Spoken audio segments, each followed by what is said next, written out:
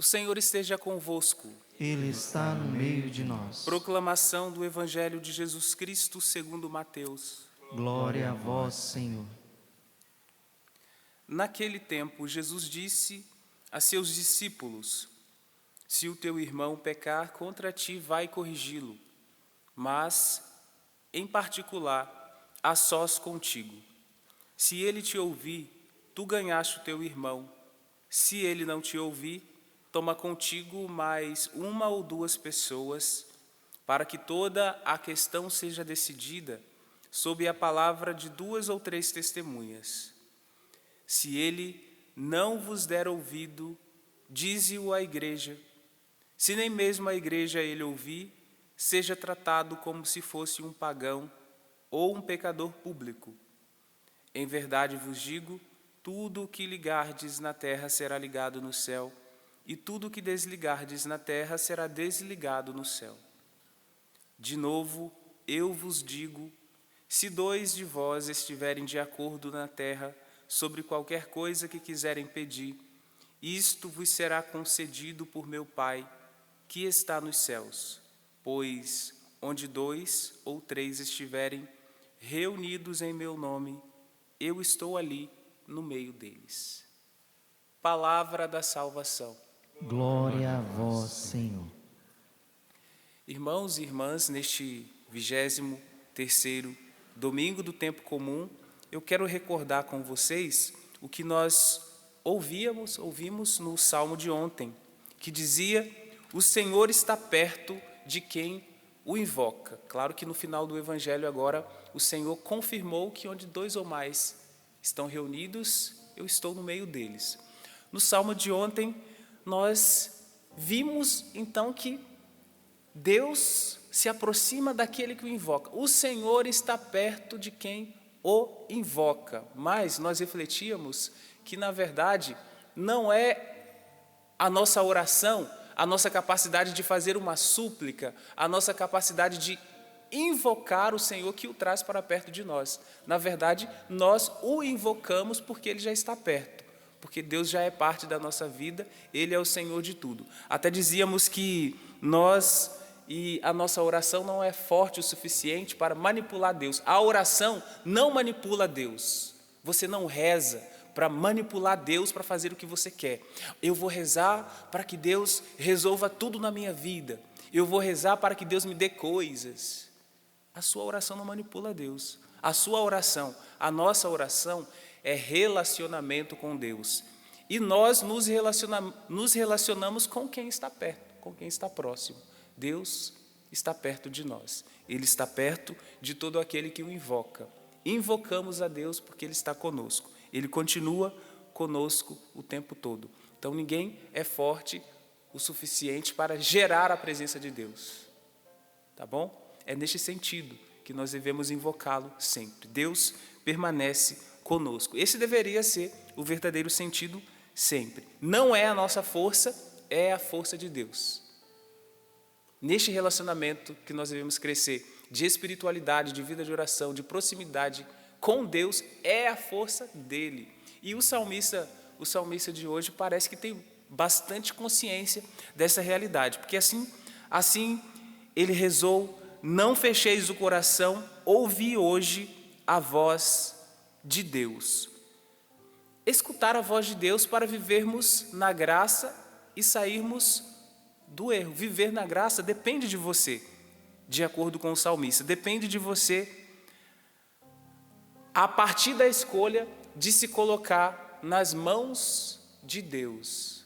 Então, neste dia, não fecheis o coração, ouvi a voz de Deus. Para que ouvir a voz de Deus? Nós precisamos ouvir a voz de Deus até mesmo para viver o que foi proposto no Evangelho de hoje. O Evangelho de hoje, além de falar dessa realidade da oração, Deus que se faz presente na assembleia que reza, onde 2 ou mais estão reunidos, eu estou no meio deles. Então o Senhor está presente no meio desta assembleia, Ele se faz presente aqui e Ele escuta a nossa oração, porque também no Evangelho tem essa garantia, que Ele escutaria, que Ele iria escutar aquilo que nós colocamos na presença dele, à medida que nós nos colocamos na presença dele, essa deve ser a nossa oração. Mas a riqueza que nós encontramos também no evangelho de hoje é a riqueza da correção fraterna. Só quem escuta a voz de Deus, quem se dispõe a escutar a voz de Deus, também vai se dispor a viver a correção fraterna. Para que a correção fraterna? Com os irmãos que você ama, ou que você nem tem tanta proximidade. É unicamente para punir o irmão, para que o irmão seja punido, afastado, excluído? Não.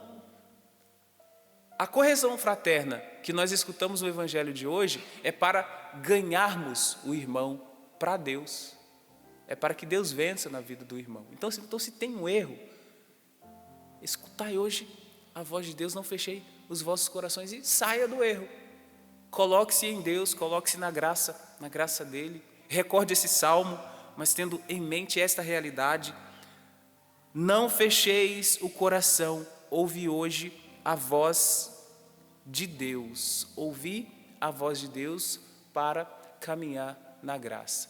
Vejam, a correção tem como objetivo não a exclusão, mas incluir na família de Deus, na família do Deus que, porque está presente, nos chama e nos quer melhores e contribui para que sejamos melhores, contribui para que caminhemos assim. Vocês perceberam que na segunda leitura também nos é recordado esta realidade? Veja o versículo 10, o versículo 10: o amor não faz nenhum mal contra o próximo, portanto, o amor é o cumprimento perfeito da lei. Hoje, então, nós aprendemos em relação a este amor que nós devemos ter entre nós. Só que este amor que nós devemos ter entre nós não é para que sejamos omissos com realidades que precisam ser ditas, com realidades que precisam ser melhoradas em nós ou com as pessoas que convivem conosco. Corrigir não é perseguir. Apontar o caminho não é perseguição. Apontar o caminho é porque queremos o melhor. Na família não acontece assim? Não é assim que os pais corrigem os filhos, a mãe corrige o filho toda hora. A senhora é muito chata, mas é uma chatice para o bem, é uma chatice para a salvação, é uma chatice para a vontade de Deus. O pai fica mais na dele, mas ele tem um momento certo que ele entra. Quando a mãe não consegue mais chegar à lei, que é o pai, faz agora. E aí a pessoa vai e faz. Mas qual que é o objetivo? Punir? Qual que é o objetivo? O mal do filho? Não, o objetivo é o bem. O objetivo é que ele amadureça. E o objetivo de hoje é amadurecer e crescer na vontade de Deus. Então, não tenha medo e não persevere no erro. Se você tem alguma situação que você sabe que é um erro, que é um afastamento da graça de Deus, não persevere neste erro. Depende de você sair deste erro. Depende de você na graça de Deus, se colocando na graça de Deus. Então se coloque na graça de Deus e com certeza você viverá inteiramente na presença dele, o invocando, porque você vai ter sempre essa certeza. Deus está presente. Então se Deus está presente, como eu posso não rezar?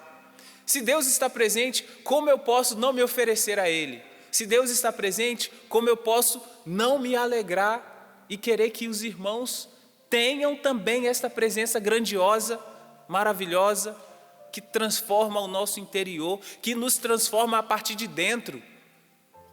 Porque transforma interiormente, logo, logo, exteriormente, todo mundo vai perceber isso também. Nossa, você está diferente, parece que está mais feliz, está rindo mais. Às vezes até acontece uma situação de dificuldade, mas você permanece firme, permanece em pé, porque você está em Deus, porque a graça de Deus te move, porque a graça de Deus te conduz. Então não é qualquer coisa que vai te abalar, porque você tem consciência que neste mundo teremos provações, que neste mundo terão pedras no caminho, com certeza, espinhos, tentações também, as instigações do demônio, os prazeres do mundo que nós devemos fugir, a concupiscência da carne, tem isso tudo, mas nós devemos vencer na graça de Deus.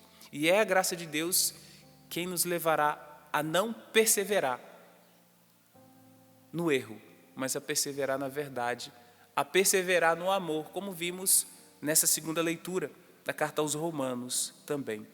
O amor não faz nenhum mal contra o próximo. Então, se você precisa corrigir, você está corrigindo para o bem, não para o mal.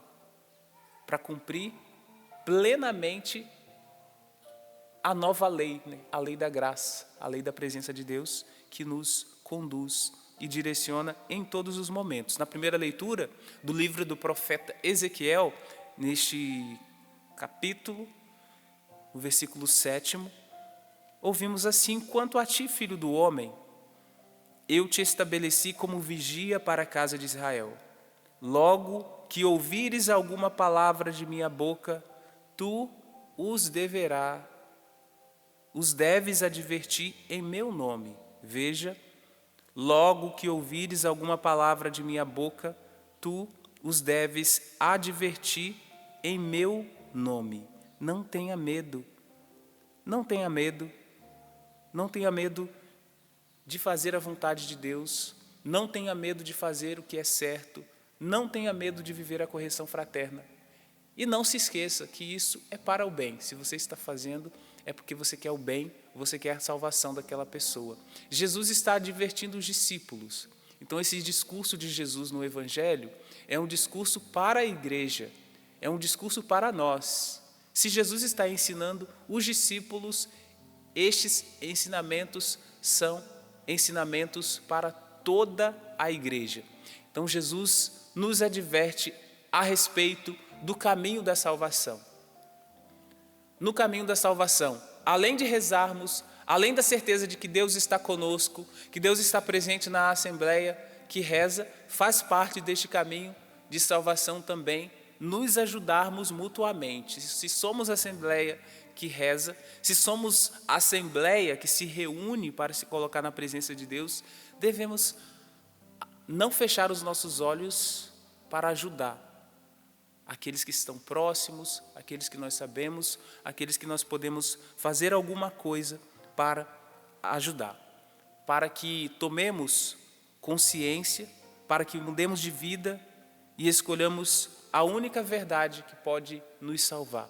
A única verdade que pode nos salvar é Jesus Cristo. E assim nós devemos caminhar e não ter medo de caminhar na presença dele. Convido você por uns instantes a agradecer a Deus, porque Ele te aponta o caminho, porque Ele se faz presente, porque Ele te direciona. Muito obrigado, Senhor, neste domingo, porque a iniciativa é totalmente do céu. O Senhor tem a iniciativa de aproximação de nós e nós queremos corresponder, que o nosso coração corresponda, que o nosso coração cultive o desejo de sair do erro, porque às vezes a correção vem como uma palavra de Deus diretamente para você, às vezes nem veio do irmão, mas o Senhor sabe que tem situações que nós precisamos de mudança.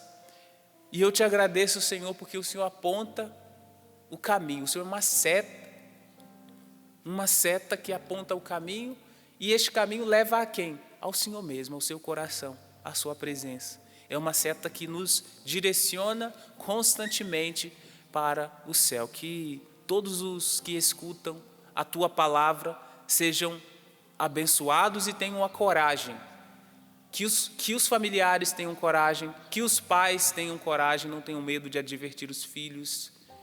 Que entre irmãos de sangue, mas entre irmãos na fé, também tenhamos a coragem de advertir uns aos outros para a salvação, para incluir na família de Deus, porque nós não queremos que ninguém seja excluído, mas que permaneçam sempre na graça. Permaneça na graça do Deus que te chamou.